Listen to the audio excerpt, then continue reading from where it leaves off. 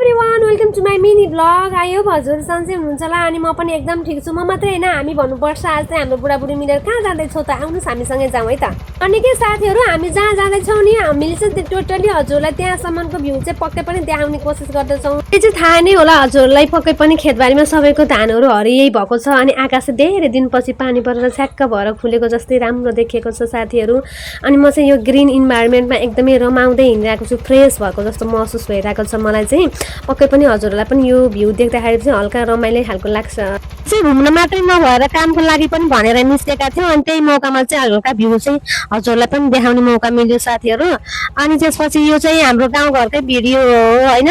अनि देख्न सक्नुहुन्छ यो हिमाल आकाशहरू एकदमै उज्यालो छ्याक्क ग्रिन इन्भाइरोमेन्ट अनि गाउँघरमा पालिने बाख्राहरू होइन। अनि त्यसपछि लगाइने खेतीपाती अनि कतै भैँसीहरू हाँस कुखुरा देख्न सक्नुहुन्छ हजुरहरूले।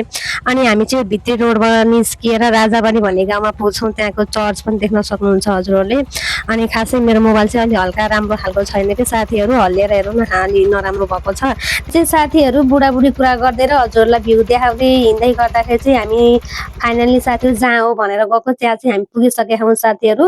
अनि यो चाहिँ शङ्खपुरको पसल हो, हामी चाहिँ कुखुरालाई दाना लिन भनेर जहाँ गएका थियौँ मेन गरी चाहिँ। अनि यही बेलामा चाहिँ हामीले यति भ्यू चाहिँ हेर्ने मौका मिल्यो साथीहरू। अनि भोक लागेर त्यही बेलामा म फेरि बिस्कुट खाँदै थिएँ होइन। अनि मेरो बुढो पनि आइपुग्नु भयो, मेरो बुढोले फेरि एउटा प्यासेन्जर पाएर 1 नम्बर बनाउनु जानुभएको थियो। अनि आउँदा पनि मैले बिस्कुट खाइरहेको थिएँ, मलाई पनि भोक लाग्यो, म बटारे खान्छु भन्नुभयो। अनि बुढोले चाहिँ बटारे खान थाल्नुभयो साथीहरू। अनि मैले पनि बिस्कुट खाँदै थिएँ। अनि कस्तो हुँदो रहेछ ल्याउँ त, अनि बुढोले यति चाख्न दिनुभएको छ। तर हामीले बचपनमा खाए जस्तो बटारे चाहिँ हुँदो रहेछ, मिठो थिएन खासै। त्यही पनि भोक लागेको बेला मिठो माया खानुभएको थियो बुढोले।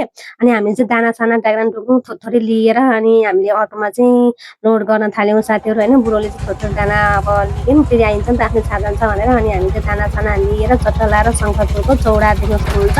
अनि हामी चाहिँ यहाँबाट घर फर्किन्छौँ। अब चाहिँ आजको लागि चाहिँ मेरो मिनी भ्लग यति नै। Thanks for watching, bye by.